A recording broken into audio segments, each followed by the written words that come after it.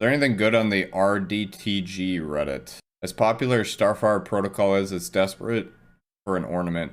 Agreed. I hope we get Wrath back just to not be in a grimy crap hole. Granted, the grimy crap holes are pretty, but Deepstone Crypt and Last Wish are so much nicer. It's the flippin' future I'm tired of stepping in hive poop all the time. Hell, the Leviathan was beautiful, and they brought that back covered in shit. Is Bungie aware of the issues caused by high frame rates? Having too high of a frame rate can cause you to get stuck on moving platforms like elevators, tomb ships. It also causes laments, and I think all swords to have terrible tracking and half your consecutive attacks go through the enemy and miss. There's more related issues, like some projectiles doing more damage, but I think Bungie already knows about that. Kinda sucks having to cap my FPS at 60 just to do consistent damage on bosses. Yeah, man, it's only been an issue for 4 years, where this game is built on an engine that wasn't built for more than 30 FPS, and it suffers as a result. Hard to accept Destiny facts. I'll start. 90% of the time you won't be able to tell the difference between a 5 out of 5 god roll and then 2 out of 5 with the perks. Between a 5 out of 5 god roll and a 2 out of 5 roll with the major perks being good. I've been saying this for years, and people are like, they're so fixated on getting 5 out of 5s. It's like, dude, you literally couldn't put them side by side and notice a difference. In most cases. Not every case. The huge issue is champion mods change every season, so do perks, and not to mention direct buffs. So what may not be meta right now will be next season. If you end up sharding a good roll just because you're not using it at that moment to make vault space, next season you'll kick yourself and you will now need to waste time trying to reacquire the same weapon roll. True. SBMM won't fix you getting good at PvP. Your refusal to actually learn from your mistakes is your biggest fault. Fucking men, bro. That is the most true shit I've ever read in my life. And dude, here's the sad reality is most people are gonna get mad at this and they will refuse to accept that, how true that is. Most PvE nerfs happen because of PvE. Y'all greatly overblow the stuff that happens because of Crucible. Anything that it happens at all. Absolutely. Slugs, Supers, Exotics, Supers, Anarchy, Mountaintop, Recluse, Wall of Radiance, Lunas, Tracking, Rockets, Rapid Fire Fusions, Renewal, Grasp, Protective Light. So many things in this game are nerfed because they're too strong, not because of Crucible. I'd say it's because it's closer to maybe 10 to 20% because of Crucible. And while I'd like it to be 0%, it's greatly overblown. And for your main post, yeah, this is absolutely true on a lot of guns, but us console players really like barrels being good. Recoil direction is a huge part of the controller experience, and I'm almost never happy with having a 2 out of 5. Masterworks are small and mags are generally flexible, but man, a good barrel is definitely noticeable, or as noticeable as hell. When weapons are made, they are usually made with the intent of being good on one side of the game, not both. The game was better when Bungie was owned by Activision. This is a very heated, very... Oh, brother. I'm on both sides of this. I agree and I disagree.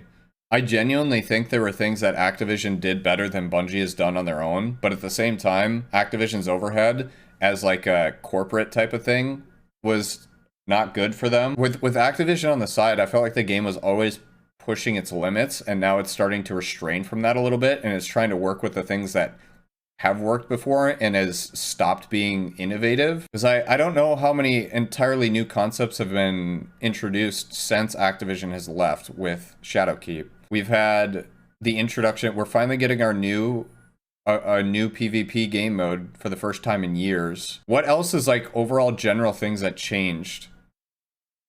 Or that hasn't changed or hasn't been introduced? They introduced freelance, which is a good idea, but that was a given. You could argue that both ways. Armor 2.0. Yeah, Armor 2.0 is pretty good for the most part. Isn't Shadowkeep also when they introduced champions? Like, champions were a good idea, but they haven't been built on. Like, it's just been so static. This is the least welcoming game I've ever tried. Not the community. This sub and other threads have been welcoming and friendly. But yeah, I finally got a PS5. I've played a lot of shooters, but not much MMORPGs. Wanted to try something new, so I downloaded Destiny 2. It was nice that it was free. I played a lot of Halo back in the day. I also played a lot of Borderlands games. My favorite game of all time is Doom Eternal. Figured this would be fun, and maybe I'll even buy the expansions if I get into it. But my god, was this just flat out terrible to get into. I looked up beginner guides and whatnot here and there, but it looks like the gist is that this game is terrible for beginners. This game is terrible for beginners. This seems to be almost universally agreed. It is quite alarming when the most recommended guide for the game, Blueberry, states that multiple times that this game is not good for beginners. I wonder if he watched my guide. Also, it appears that some people think that Bungie is not even trying to get any new players anymore because they're tailoring content for longtime fans. That is not true at all. Which is cool for a certain point of view, but it's also a bummer. Not only is the gameplay loop seem daunting, I also don't know what the fuck is going on. I mean, I guess you don't need much content or context to shoot bad guys, but still, the original campaign was just straight up cut at some point. So does the game start in like the middle of the plot now? I guess I'm merely assuming that there is a plot. Gunplay itself is really fun, but what makes things a little bit more frustrating, all I'm doing now is going to a place I know nothing about and shooting things that I know nothing about for reasons I know nothing about. I have a friend who played a bit of Destiny 1 that's currently downloading the game. Hopefully she can help me out a bit. If not, maybe I'll wait for Destiny 3 to get into or something. This is the biggest yikes article I think I've ever read. If this isn't a wake-up call, I don't know what is. This has almost 3,000 upvotes too. So this isn't like one-off experience. This series is in a very odd position. The first game is the start of the plot, so Destiny 2 already started in the middle and gave players zero context on the conflict in the game. It's been a very odd spot for a while.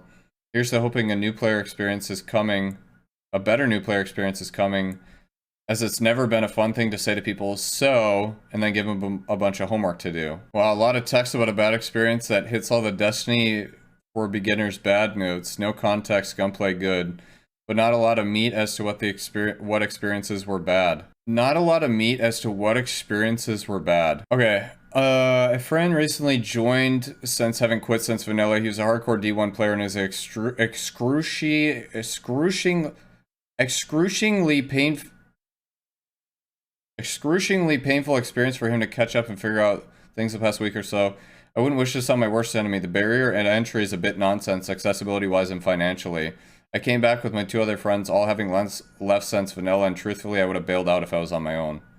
This is facts. I would do the exact same. Like, dude, if you guys can't tell me, as all of you who have played Destiny 1, or not just Destiny 1, just Destiny in general, if you had to go back and start over, if I played by myself, I would quit the game.